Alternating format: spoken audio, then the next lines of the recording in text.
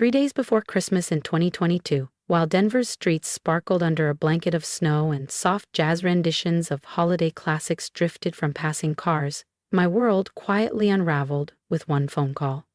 I had just stepped into my one-bedroom apartment near Capitol Hill, exhausted from another double shift at the community clinic. My fingers were numb, my breath still fogging from the icy wind. I kicked off my boots, peeled off my navy scrubs, and sighed at the sight of the small suitcase by the door. Already packed. A pine green scarf was folded on top, and a handful of carefully wrapped gifts, each one thoughtful, intentional, waited patiently beside it like silent offerings. I'd remembered the nutmeg. I'd even tracked down the exact toffee my aunt swore by. I had done everything right, again, hoping this year I'd be enough. When my phone buzzed and Julian lit up on the screen. My older brother. I answered with an automatic smile. "Hey, Jules." But his tone wasn't warm, it was careful. "Hey, Lena, so, just a heads up, Marina's coming to Christmas this year." I paused. His new girlfriend, the one who practiced sound healing and once saged the living room because I mentioned I worked in palliative care. "She's really big on emotional alignment," he continued. "And the energy you carry from the clinic, it's just kind of a lot for her. So we thought maybe for this year, you could just take a break. You understand, right? Nothing personal." I stared at the blinking lights on my thrift store tree, suddenly dimmed. Nothing personal. Before I could respond, my mother called. Her voice was sugar-coated steel. "Sweetheart, we just want peace. You know how sensitive Marina is. If you come, it could make things awkward. Honestly, if you show up, we may not open the door." No lies, no sugar-coated omissions, just rejection, delivered with a bout. I didn't shout, I didn't cry, I didn't beg to be included. I just stood there, phone in hand, looking at the little gifts I'd wrapped, with trembling hope. For people who had never made space for me, people who only noticed my absence when it inconvenienced their comfort. And this year, finally, I let that silence speak for me. I moved slowly, deliberately, like someone folding up the last chairs after an invisible funeral. I opened my laptop and logged into my bank account. The automatic transfer to cover my parents' overdue property tax canceled. The quiet monthly deposit into Julian's startup fund locked. The car insurance plan I had co-signed for Dad last year terminated. I wasn't angry, just done. For so long I'd believed that if I gave enough, stayed useful enough, kept showing up with casseroles and calmness, I'd earn a seat at the table. Not just physically. Emotionally. Spiritually. I thought being dependable made me indispensable. But in that warm silence, surrounded by cinnamon-scented air and the low hum of my old radiator, the truth settled like snow. I was never celebrated. I was simply allowed until I wasn't. Outside my window, the first flakes began to fall, soft and certain, muffling the city in white hush. I stared through the glass and felt something surprising. Relief. No more effort to fit in.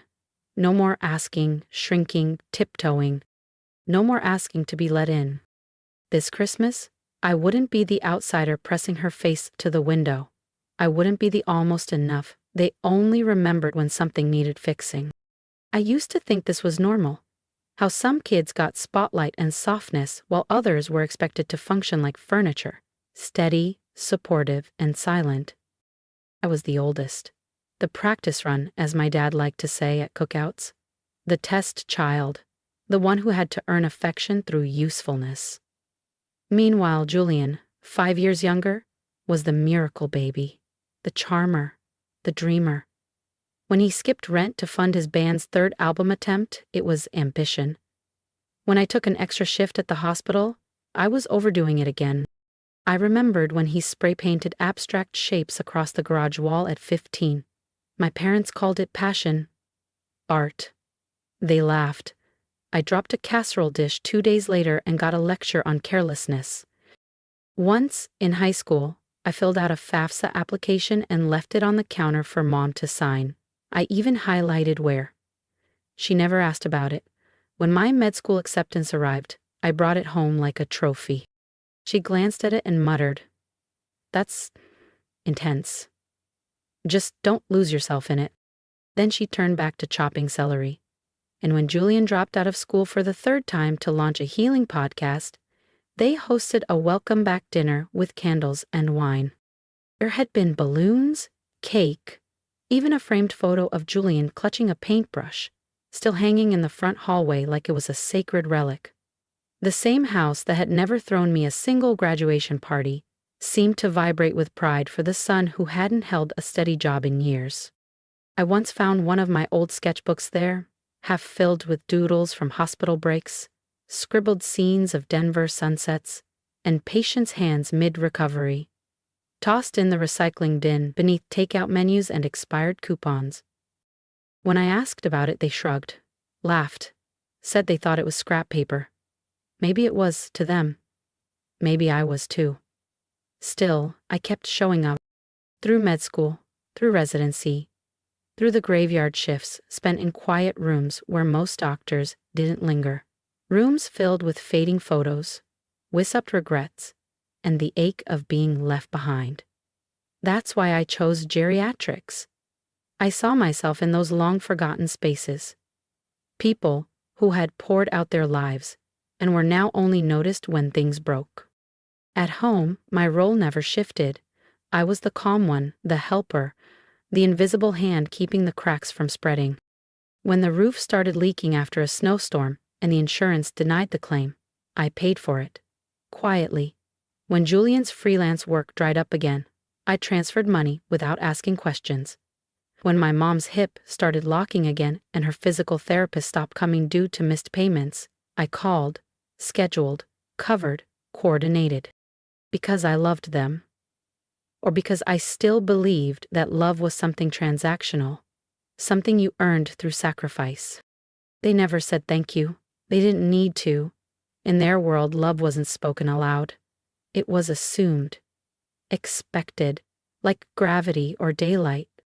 And every time I handed over a piece of myself, they took it, not maliciously, just blindly, never once asking what it cost me. For years, I thought that's what family meant. Being unseen but indispensable. Like scaffolding, essential, but never the focus. But that night, after the calls telling me I wasn't welcome at Christmas, something in me snapped. I realized scaffolding isn't meant to bleed for the building it holds up. I was done watching my life shrink to make theirs more comfortable. If this story resonates with you, even just a little, don't forget to subscribe. There's more to come, and trust me, the next part, that's when everything changes. When Julian impulsively bought a new set of vintage lenses for his documentary project and couldn't afford his Thanksgiving flight home, I bought his ticket. Again. He hugged me at the gate, called me the best sister in the universe, and by the following week, it was forgotten. Just another favor folded neatly into the invisible ledger I was never supposed to acknowledge. No one had to ask. I was always one step ahead, like some ghost in the background machinery of their lives, fixing, covering, smoothing. Quietly. Never seen, but always necessary. They never said thank you. Maybe because gratitude makes it harder to keep leaning on someone without pause. I told myself it was easier that way. Gratitude made you visible, and visible things could be judged or left behind. So I disappeared behind the drywall of their comfort, the hidden beam that never broke, until now. Sometimes after 12-hour shifts at the hospital, I'd sit by the window with peppermint tea and wonder what it would feel like to simply be seen, not for what I could solve or pay for or hold together, just seen, not as a backup plan, not as scaffolding, but as Lena. But those thoughts were luxuries. And wishes? Wishes were for golden boys with sketchbooks, not girls with tax software and heating bills. So I kept going. I brought the bread pudding every Christmas, the one they loved, and smiled when they asked, "Who made this again?" Like it floated in on a holiday breeze. When Julian's rent fell short, I wired money without a word.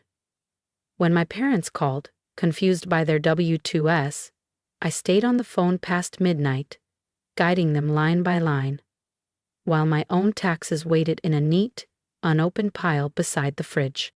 I told myself love meant showing up, being steady, solving everything.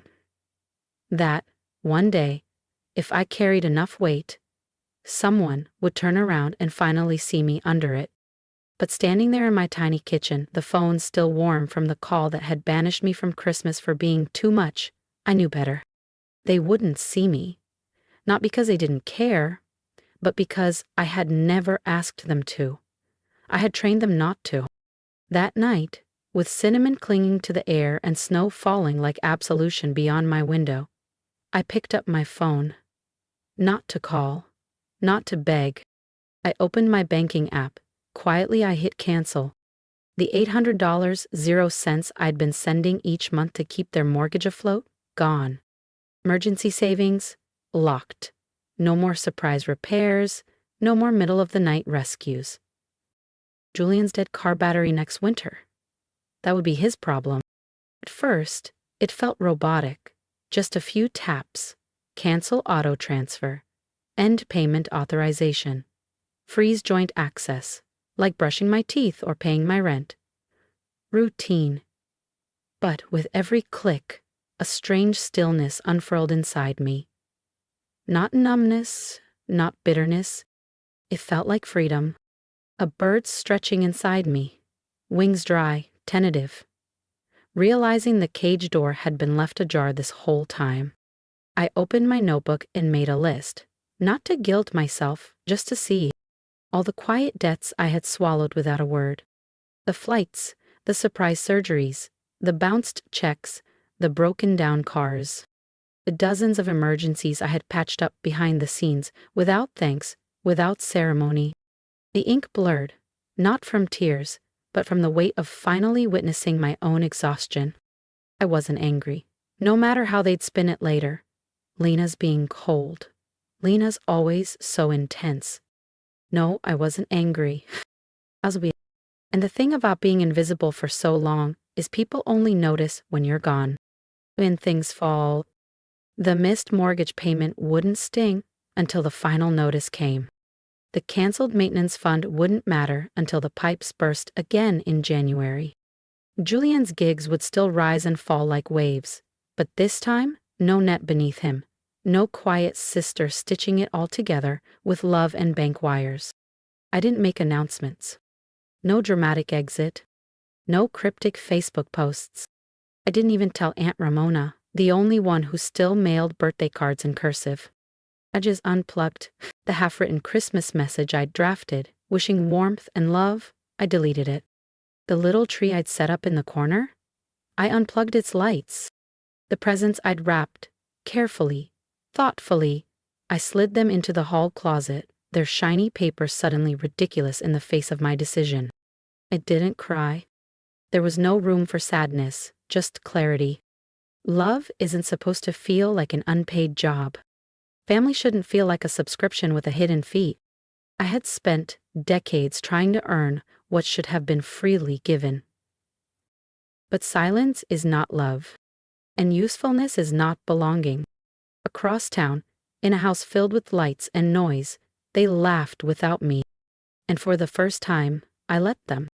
I let them build their celebration on the illusion they had spent years curating, the one where I was the problem, the one where my silence was interpreted as bitterness, my distance as blame, where I was the heavy one, the complicated one, the one who never quite fit the sparkle of their curated holidays.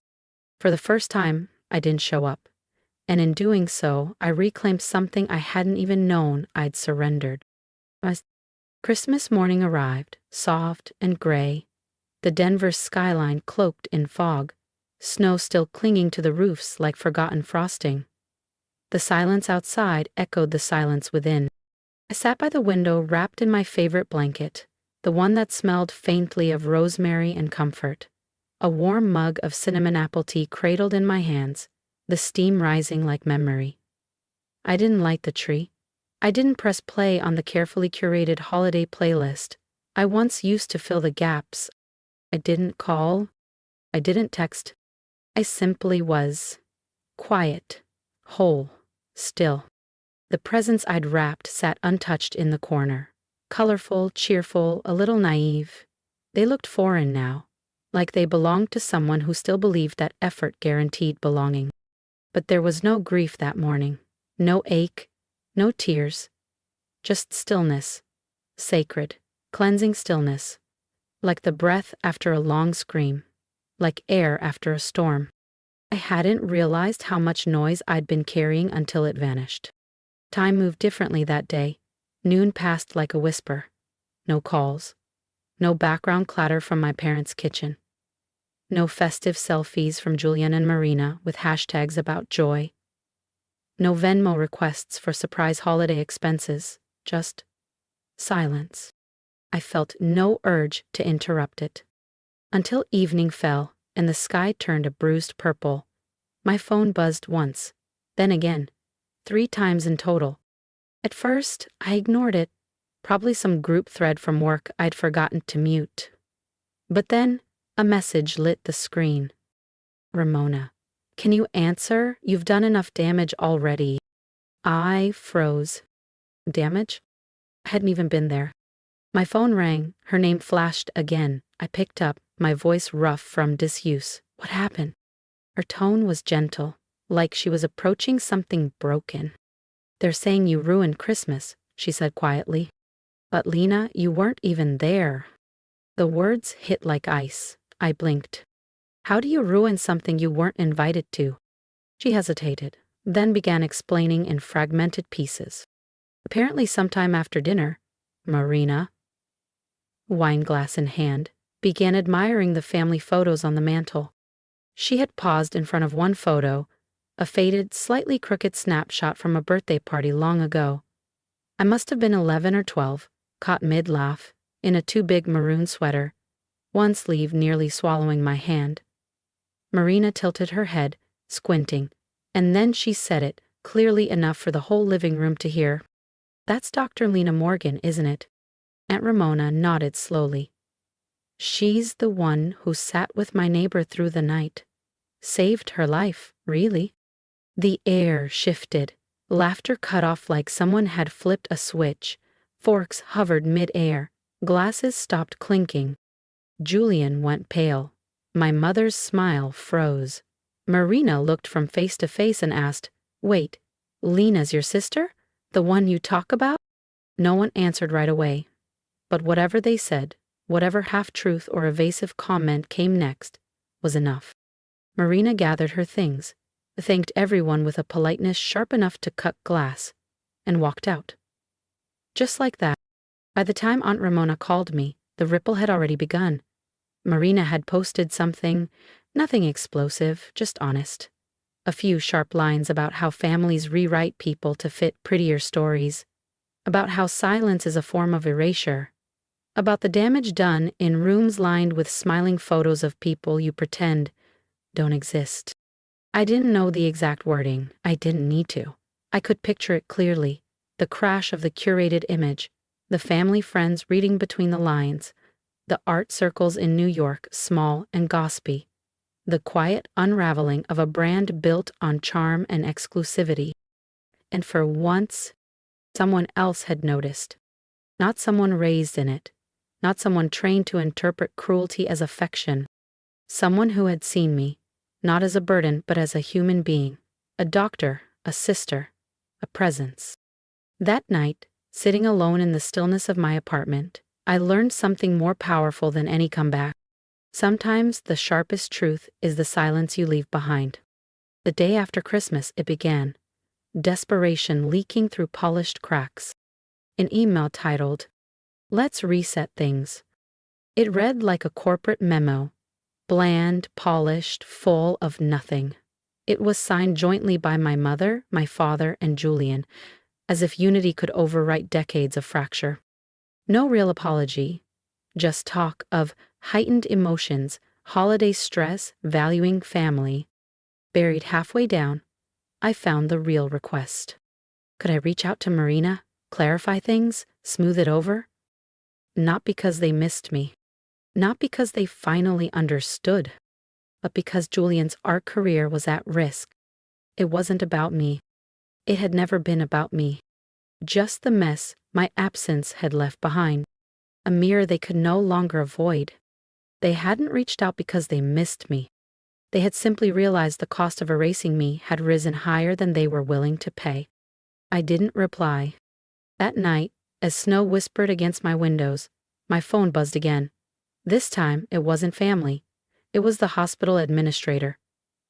David Reynolds, a man I'd only met once at a charity gala. Kind eyes, firm handshake. He sounded hesitant. "Lena," he began, "this is a little awkward. But I got a call from your father." He cleared his throat. He said he's worried about your emotional well-being, that maybe you've been under stress lately and might need some time off. My blood turned to ice. Not the kind that numbs, but the kind that hardens, sharp, clear, weaponizing concern. My father, the man who once laughed that I was too intense for my own good, was now using that very trait to paint me unstable. Not because he believed it, but because he thought it would control me, shake me, scare me into silence.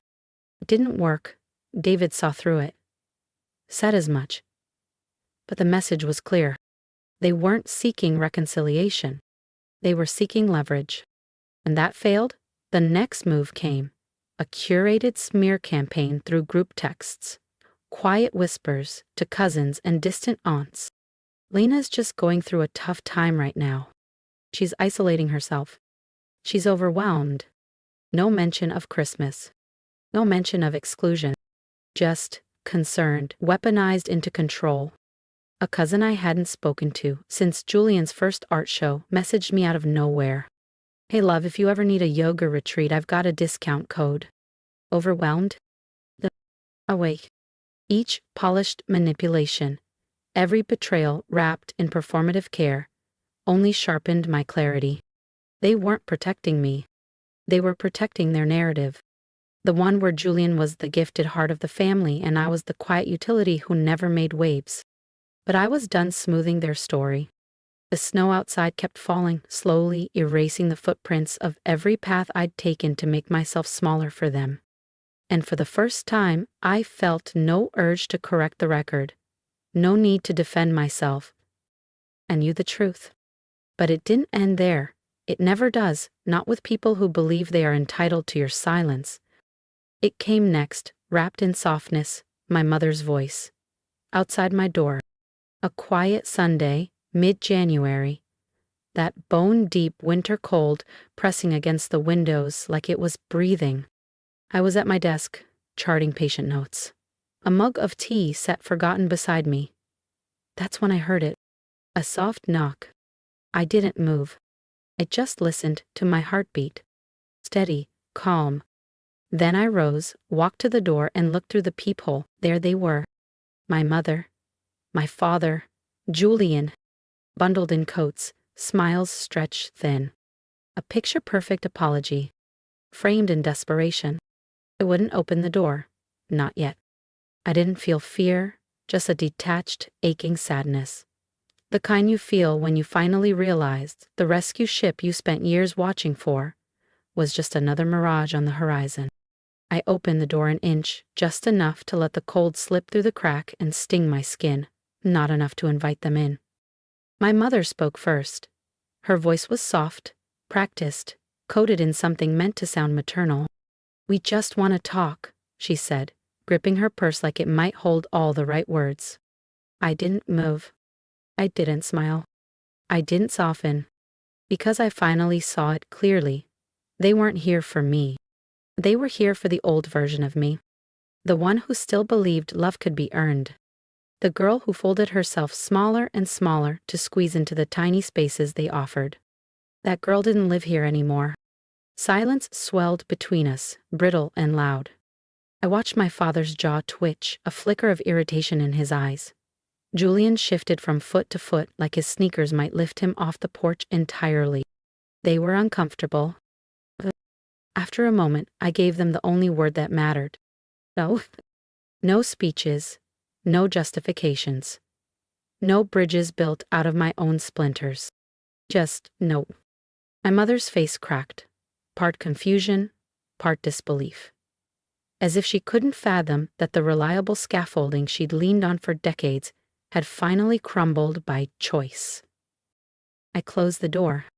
Quietly, not a slam, not a statement, just a boundary. I loved it with steady hands. Outside, I heard the rise and fall of muffled voices, first pleading, then sharper, tinged with the frustration of people not used to being denied. But I didn't listen.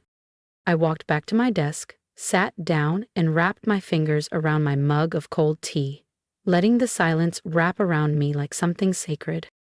On the shelf beside me sat the framed letter from Marina, the ink slightly smudged, her handwriting pressed with intention and care.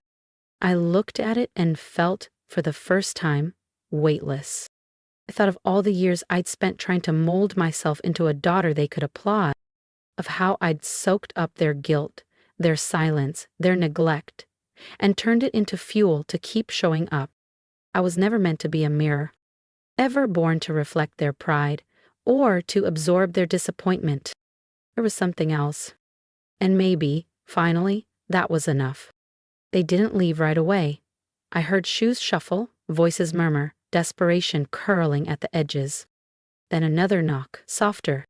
"Lena, please, we just want to talk." I stayed seated. The framed letter from Marina anchoring me. My tea cold, bitter, and strangely satisfying. I let the knocking continue until it softened, then stopped. Silence settled again. Not hollow this time, but full. For the first time, I understood. Forgiveness doesn't always mean reopening the door. Sometimes it means choosing not to. Sometimes it means standing tall while the very people who fractured you exhaust themselves against the boundary you finally had the strength to build. A wall not made of bitterness, but of self-worth. Minutes passed, maybe longer. Then came the shuffle of retreating footsteps, the dull clunk of car doors, the hesitant hum of the engine. They were gone. Not shattered. Just denied. I stood and walked slowly to the window, drawing the curtain back just enough to see the taillights fading into the snow-dusted street. I didn't flinch. I didn't reach for my phone. I felt no pull to run after them, no aching desire to fix what they had broken with their silence. Only peace. Real peace. The kind that settles deep in your chest when you finally stop begging for a seat at a table that was never set for you. Turned away from the window. My apartment felt warmer now. Not louder, not brighter, just mine. The Christmas tree still stood in the corner, its lights unplugged, ornaments untouched. But it no longer looked sad. The wrapped gifts, still there, but no longer symbols of rejection. They were reminders. I had tried. I had loved. I had given the best parts of myself with open hands. They just never saw it. I brewed another cup of tea, stronger this time. Let the steam rise around my face as I pulled the blanket tighter across my shoulders, and returned to my desk. The letter from Marina caught the afternoon light. "You made a difference," she had written. "You didn't give up. You made her feel like she mattered." My fingers brushed the frame, wooden, imperfect, solid. The cool glass was smooth beneath my skin, real, unshakable. Even when your family refuses to see your worth, someone else will. Someone honest. Someone watching. I thought of all the years I spent folding myself to fit, and finally realized I was never meant to be smaller. Not for them. Not for anyone. Closing the door hadn't been an act of cruelty. It was clarity. They hadn't come because they loved me. They came because they needed control. The quiet, dependable version of me who no longer existed. But that girl, she was gone. In her place stood a woman who finally knew. Love doesn't require your silence. It doesn't demand your sacrifice. And it never, ever asks you to shatter just to keep someone else whole. I sat back, sipped my tea, and watched the snow fall. Soft, silent, cleansing, and I realized this time I had saved myself. Maybe for the first time, I was free. The days passed slowly, gently, like deep breaths after a storm. The silence no longer felt like isolation.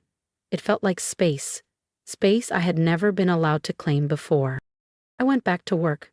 I made rounds at the hospital. I sat with patients whose families came with flowers and cards, and with those whose rooms stayed empty except for the hum of machines and my quiet presence. I listened. I stayed. I did the work that mattered, the kind that doesn't trend online, that doesn't make for glossy photo albums, but holds lives together all the same. Then one afternoon, a small package arrived. No return address, just my name handwritten on the brown paper in neat, slanted lettering. I opened it carefully. Inside was thick ivory stationery, the ink slightly smudged at the edges. It was from Marina. She wrote about her grandmother, how she still practiced yoga twice a week, still walked to the farmer's market every Saturday. She remembered in detail the days when the world had quietly started giving up on her, and how there had been one doctor who hadn't, who stayed past visiting hours, who treated her like a person, not a patient, a woman still capable of joy, still worthy of dignity. You didn't just save her life, she wrote. You reminded her she was still living. I read the letter 3 times, traced the words with my fingers, and that night, I framed it, hung it above my desk where the morning sun could touch it. A quiet, permanent reminder. I was never invisible, never too much, never a burden. I was exactly who I needed to be all along, and their inability to see that was never mine to carry. Weeks later, another email arrived, less polished this time, more desperate.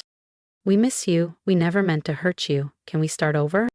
And buried near the end, like a sliver under the skin, came the real reason. Please ask Marina to take down her post. Ethan's having trouble finding work now. It's affecting his future. Not an apology, not remorse.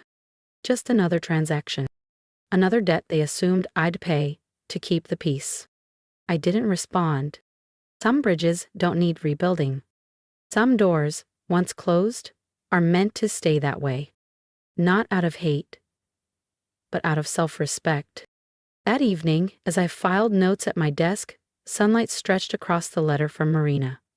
I leaned back, closed my eyes, and for the first time in years, I felt whole. Not because someone finally told me I mattered, but because I had stopped asking for permission to believe it. If my story resonated with you, I'd love to hear from you. Leave a comment, tell me what part hit home, or simply say you see me, because maybe in doing so, we remind others they're not alone. If you've ever felt overlooked, like you had to earn love through silence or sacrifice, please know this: you are allowed to take up space, you are allowed to say no, and you are allowed to build a life that doesn't include people who only show up when it benefits them. Let's start choosing peace over performance. Together.